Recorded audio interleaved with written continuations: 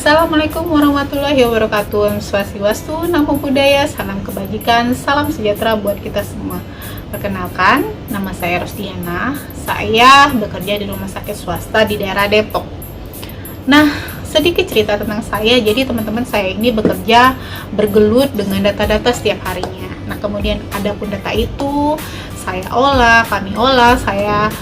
kami memberikan informasi kepada manajemen agar data tersebut dapat menjadi informasi yang akan memperbaiki tentunya terkait dengan pelayanan kami di rumah sakit, sehingga kami tetap dapat memberikan pelayanan yang profesional sesuai dengan standar ya tentunya. Nah, alhamdulillah teman-teman, rumah sakit kami ini rumah sakit yang pernah terakreditasi internasional CARS pada tahun 2019 dan menjadi pelopor pertama di rumah sakit kami. Jadi kami 45 cabang. Jadi kami ini salah satu rumah sakit menjadi pelopor terakreditasi internasional CARS, rumah sakit swasta. Mungkin sekitar dari 2.552 rumah sakit swasta di Indonesia. Kali ini saya ingin membahas tentang penyakit jantung.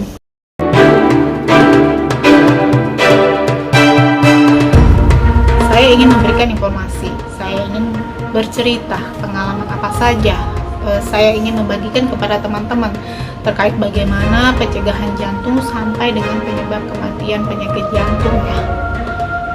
Sebelumnya saya mengucapkan terima kasih kepada seluruh audiens yang telah hadir di sini, yang telah siap mendengarkan cerita saya, pengalaman saya, terus kemudian mendengarkan informasi-informasi penting terkait dengan jantung. Terima kasih saya ucapkan atas kehadirannya.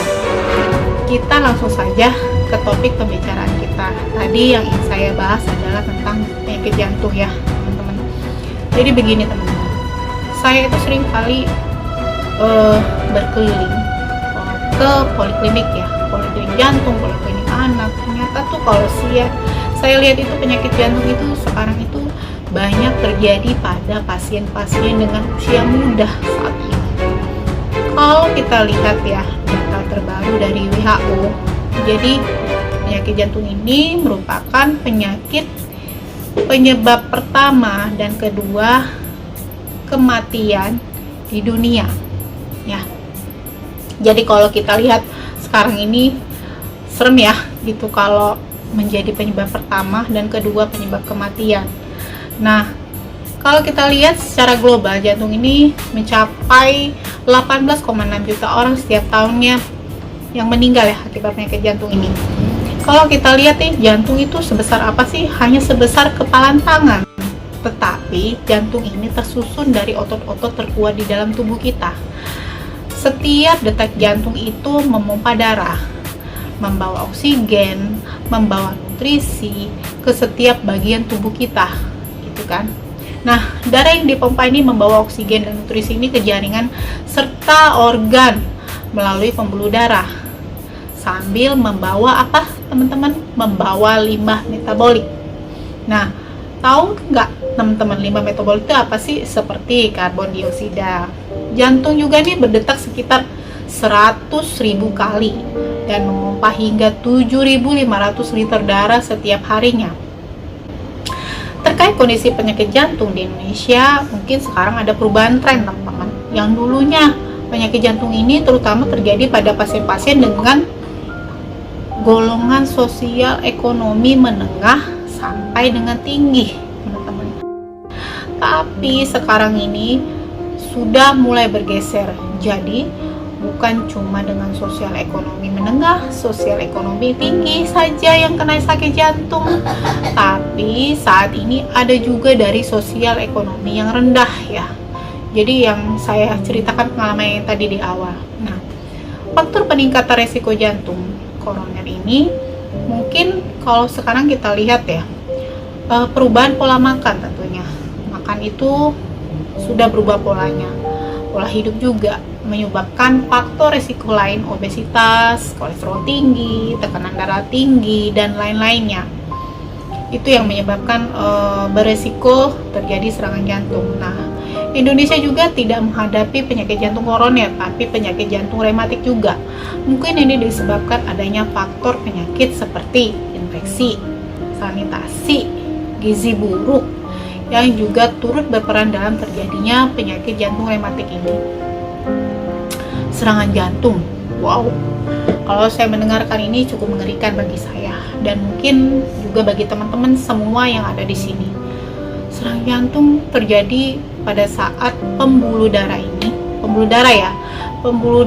arteri koroner ini tersumbat akibat plak dari lemak dan kolesterol yang pola makan tadi ya.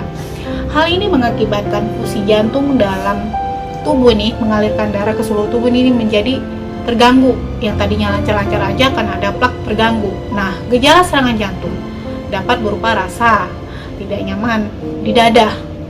Kok nggak nyaman sih? Seperti tertekan, seperti nyeri dada, kemudian dari lengan, dari bawah tulang sampai ke dada itu kok rasanya nggak nyaman.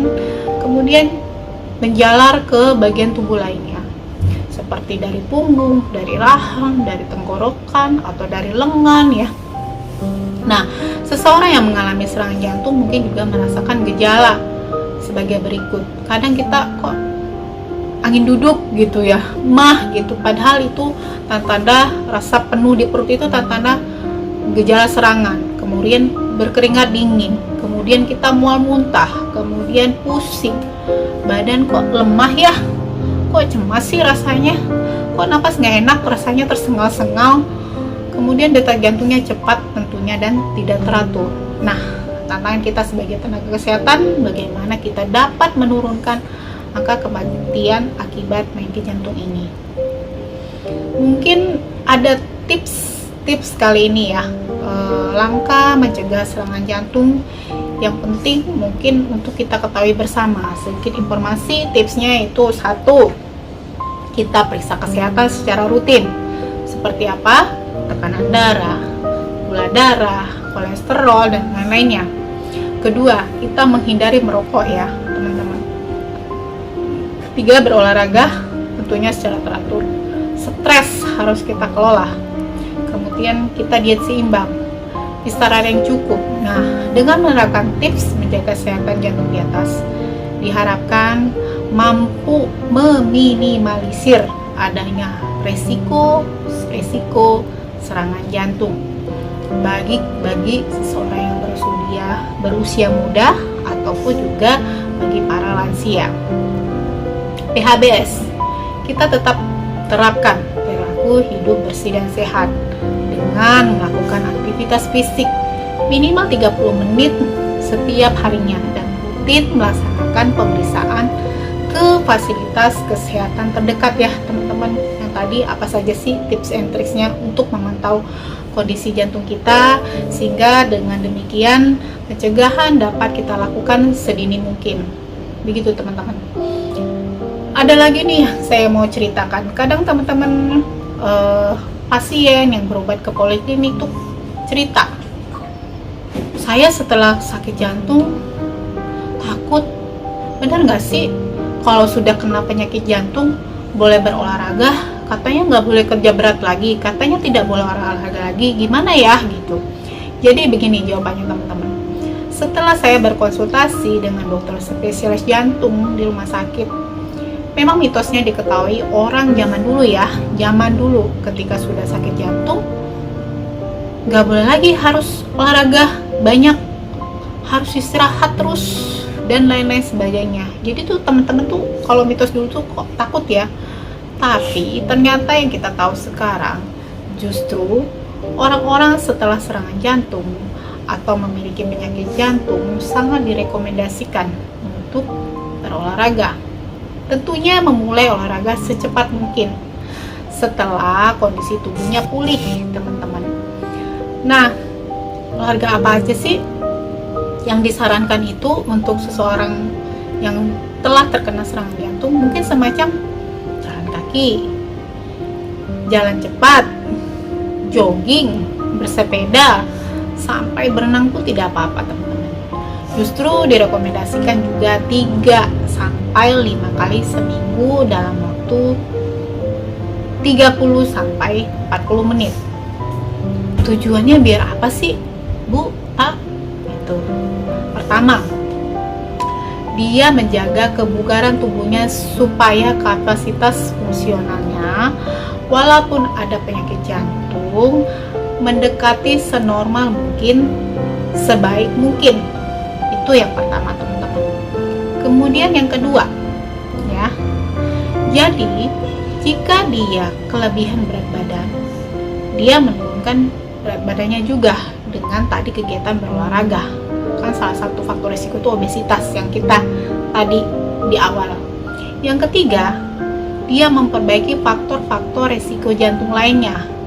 Dia bisa mengontrol resistensi insulin yang nantinya tuh kalau insulinnya tinggi tentunya akan menyebabkan diabetes, ya. Memperbaiki kolesterol dalam darah, memperbaiki tekanan darah yang tinggi, sehingga memang sangat baik sekali secara keseluruhan pasien-pasien jantung untuk melakukan olahraga.